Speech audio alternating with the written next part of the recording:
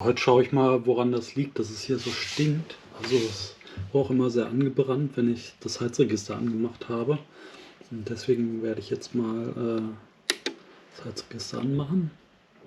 Und zwar gehe ich auf den Thermostatenmodus und geht auch schon der Lüfter an. Das Heizregister geht auch gleich an. Und das erste war eben, dass ich mal geguckt habe, liegt es vielleicht an dem HT-Rohr. Das war es nicht. Es war auch nicht das PET, was ich extra ausgedruckt hatte, weil es eben so warm wird. Und dann habe ich eben noch mal ein bisschen näher geguckt, habe auch das Heizregister mal einzeln laufen lassen, ohne alles drumherum. Hat es auch nicht gerochen.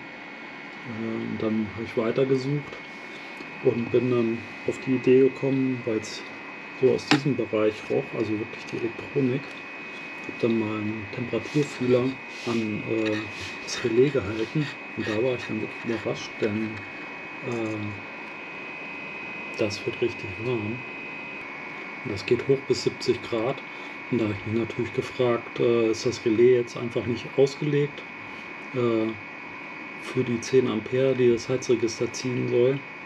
Und da habe ich mir dann überlegt, jetzt überprüfe ich doch mal, wie viel das Heizregister tatsächlich zieht. Und da war ich dann total überrascht. Denn das zieht mal eben locker, ich weiß nicht, ob man es sehen kann, über 170 Watt.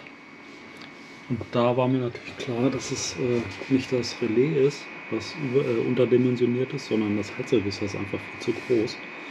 Und jetzt werde ich es auch mal ausmachen, bevor mir hier irgendwas wegkugelt. Und deswegen werde ich, weil hier glücklicherweise 2 stromführende Pluspole sind, werde ich die aufteilen auf beide Relais.